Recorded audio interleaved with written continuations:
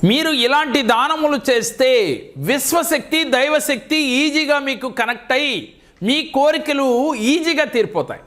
వాస్తవంగా మనం గతంలో కూడా చెప్పుకున్నాం, అన్నదానం చేయండి, వస్త్రదానం చేయండి, అలాగే గోవులకి పక్షులకి ఆహారాన్ని పెట్టండి అని. వాస్తవానికి విశ్వశక్తి మనతో కనెక్ట్ అవ్వాలి అంటే ప్రతినిత్యం మూగజీవులతో మనం కనెక్ట్ అవుతూ ఉండాలి. అంటే కుక్కలకి, ఆవులకి, పక్షులకి మనం ఆహారాన్ని, వాటర్ని ఇస్తూ ఉండాలి. మరి ఇలా చేయటం అందరి వల్ల అవుతుందా అంటే మనకి ఎన్ని ప్రయత్నాలు చేసినా మనం సమస్యల నుంచి బయటికి రావటం లేదు అనుకునేవారు ఒక మండలం రోజులు కానీ 108 రోజులు కానీ ఇలా చేసి చూడండి. చేసేటప్పుడు మీ భావన ప్రేమతత్వంతో ఉండాలి. ఒక బిడ్డకి తల్లి ఎలా అయితే ప్రేమగా పెడుతుందో అదేవిధంగా పక్షులకి కానీ జంతువులకి కానీ, అంటే గోవుకి కావచ్చు కుక్కలకి కావచ్చు, అంత ప్రేమతో ఆహారాన్ని అందించండి. అలా ఎప్పుడైతే మీలో ప్రేమతత్వంతో మూగజీవులకి మీరు ఆహారాన్ని అందించారో మీతో విశ్వశక్తి ఈజీగా కనెక్ట్ అవుతుంది. ఎప్పుడైతే మీకు విశ్వశక్తి కనెక్ట్ అయిందో మీలో దాగి ఉన్న విశ్వశక్తి ఆ విశ్వశక్తితో, ప్రకృతిలో ఉన్న విశ్వశక్తితో మమేకమవుతుంది. అలాగే ప్రతి ఒక్కరిలో భగవంతుడు ఉన్నాడని చెప్తూ ఉంటాం, దైవశక్తి ఉందని చెప్పుకుంటూ ఉంటాం. మరి ప్రకృతిలో ఉన్న దైవశక్తి, మీలో ఉన్న దైవశక్తి మమేకమైతే మీరు ఏది కోరుకుంటేది జరగదా? ఒక్కసారి ఆలోచించండి. చెప్పటం ఈజీ, ఆచరించడం కష్టం అని అనుకుంటున్నారా? వాస్తవానికి నేను దానికి నిజమే అంటాను, కానీ అలా భావన చెయ్యొద్దు. అది కూడా ఈజీయే. మాట చెప్పటం ఎంత ఈజీయో సాధించటం కూడా అంతే ఈజీ అని ఈ క్షణానే మీకు మైండ్కి మీరు ఆలోచనని ఇవ్వండి. మీ మైండ్కి ఈ ఆలోచనను పంపండి. మాటలతో కాదు, నేను చేసి చూపిస్తాను, నాలో ఆ చేంజ్ నేను తెచ్చుకుంటాను అని. అందుకే లా ఆఫ్ అట్రాక్షన్లో ముఖ్యంగా చెప్పేది, ప్రేమిస్తే ప్రేమ ఎదురవుతుంది.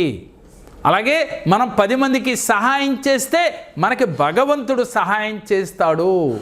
లేనివాడికి ఉన్నవాడు చేస్తే ఉన్నవాడికి భగవంతుడు చేస్తాడు అని అనేక వీడియోల్లో మనం చెప్పుకున్నాం. కాబట్టి మీరు లేని వారికి అన్నదాన కార్యక్రమాలు చేయండి, వస్త్రదానం చేయండి ఓపిక కొలది. దీనితో పాటుగా ముఖ్యంగా దేవాలయంలో ఉన్న కుక్కలకి ఆహారం పెట్టండి. గురువారం కుదిరితే కుక్కలకి గోధుమ రొట్లు అంటే చపాతీలు చేసుకుని కుక్కలకి పెట్టినట్లయితే మీకు మూగజీవాలు ఎప్పుడైతే ఆహారం మీరు అందించారో విశ్వశక్తి సంతోషించి మీకు కనెక్ట్ అవుతుంది. మీ కోరిన కోరికలు ఈజీగా తీరతాయి. మరి ఈ విశ్వశక్తి దైవశక్తి ఎక్కడున్నాయి అని అంటే మీలోనే దాగి ఉన్నాయి. మీలో ఉన్న విశ్వశక్తి దైవశక్తిని గుర్తించండి. ఆ ప్రేమతత్వాన్ని బయటికి తీయండి. మీలో ఎంతసేపు ఏమనుకుంటున్నారు?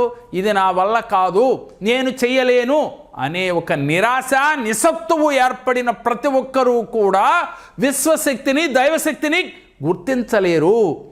మరి ఎవరైతే గుర్తిస్తారో, ఎవరైతే గుర్తించి వారిలో ఉన్న దైవశక్తి విశ్వశక్తిని మేల్కొల్పుతారో ప్రకృతిలో ఉన్న విశ్వశక్తి దైవశక్తి ఈజీగా కనెక్ట్ అవుతాయి.